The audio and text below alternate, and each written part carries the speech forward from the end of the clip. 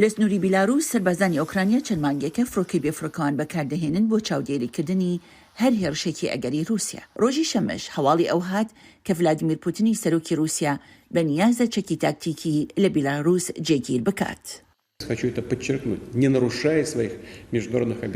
دەمەوێت زەخ لەسەرمە بکەمەوە بەبێ ئەوەی پایبەندیە نێودەوڵەتیەکانمان پێشێل بکەم سەبارەت بە بڵاو نەکردنەوەی چەکی ئەتۆمی.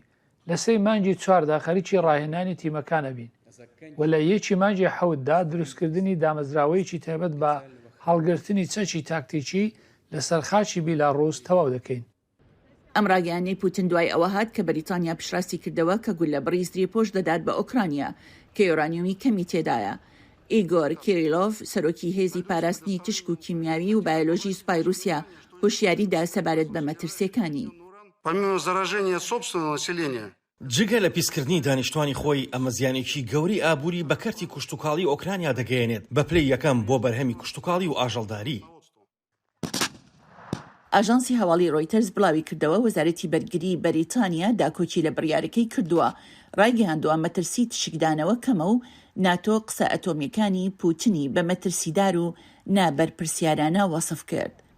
وەزیری پاراستنی ژینگە و سامانە سروشتەکانی ئۆکرانیا بەدەنی ئەمریکای ڕاگەیاند لەشکرکێشەکەی رووسیا ئەوەیە کە پێشتر زیانێکی زۆری بە ژینگەی ئۆکرانیا گەیاندووە. زیاتر لە 2300 حاڵەتی تاوانی ژینگەیمان لە ئۆکرانیا هەیە. کۆی گشتی زیانەکانی زیاتر لە 51 میلیارد دلاری ئەمریکاییە. وەزارەتەکەشی دەڵێت داوای قەرەبوو لە رووسیا دەکەن. گەورەترین کاریگەری پیسبوونی هەوایە. زیاتر لە 1/3 هەموو دارستانەکانی ئۆکراینا لە ناوچوون. لە کۆتایی هەفتەدا ڤلودیمیر زلنسکی سەرۆکی ئۆکرانیا بە گەلەکەی ڕاگەیاند کە تاوانبارانی جەنگی رووسیا لێپرسینەوەیان لەگەڵ دەکرێت.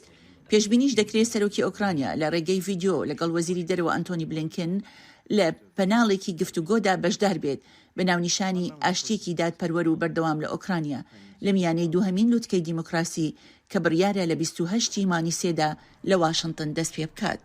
شایان پاشا بۆ راپۆرتی ڤێرۆنیکا بالدیراس ئیگلیسیاس دانی ئەمریکا واشنگتن.